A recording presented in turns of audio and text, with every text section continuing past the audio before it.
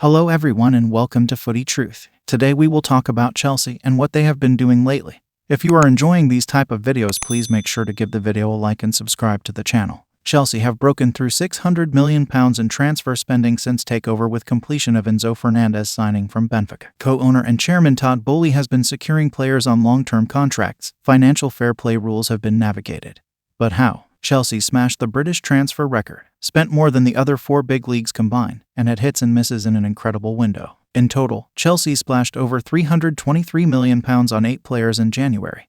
That's more than the clubs in the Italian, German, French and Spanish top flights combined. Benfica's Enzo Fernandez was the most expensive player of the lot, with the £106.8 million outlay, the most ever paid by a Premier League club for a player. Here, we take a closer look at their incredible spending. First, we tackle the issue of financial fair play and how Chelsea have been able to spend such huge sums and stay within the rules. The UEFA FFP regulations are designed to limit excessive spending, and there are also Premier League rules which put a cap on the losses a club can suffer over a 3-year period. Large fines or points deductions can be dished out as punishment to clubs which do not adhere to the rules. But with the Blues agreeing a £106.8 million transfer for Fernandez, new Chelsea co-owner Todd Boehly will have overseen a spend of £600 million since the takeover in May 2022, when they appear to have stayed within the guideline.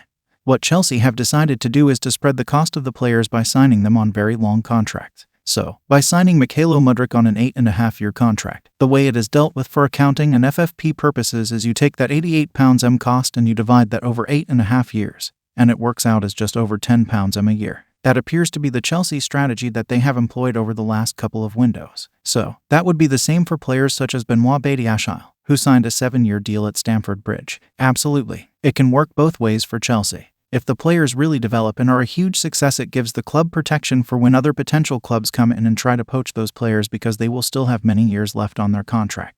The downside is if the player doesn't perform, then you've got the complication of they are likely to be on very high wages and you are committed to those wages for the next 6, 7 or 8 years. Therefore, if it works, it is fantastic, but if not, it is weighing the club down a bit like an anchor slowing things down. How far can this strategy stretch? Could Chelsea keep doing this, keep giving long contracts, and therefore still be okay in terms of FFP? The issues will be that you are restricted to a 25-man squad as far as both the Premier League and UEFA are concerned.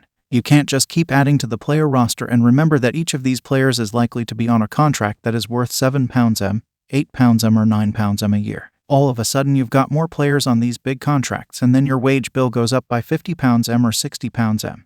And with the new UEFA financial and sustainability rules, which are starting to come into effect from next summer, you are only allowed to spend 90%, then 80% and then 70% on your income on wages, agents' fees and your net transfer costs. If Chelsea don't qualify for the Champions League next season, will that affect their spending in transfer windows to come? Yes, it would be restrictive if Chelsea are not in the Champions League next season. If we take a look at Chelsea when they won the Champions League in 2021, that generated around about €120 in prize money. You'd normally expect to make £3m to £4m for each home game that is taking place at Stamford Bridge as well, and there will be bonuses from sponsors. Now, if you then compare that to the Europa League, for every £1 you make in the Europa League, you are making around about £4.50 in the Champions League. So, there is a significant knock-on effect if you don't qualify. What do you think will happen to Chelsea in the future? Write down your answer in the comments and don't forget to subscribe. Footy Truth.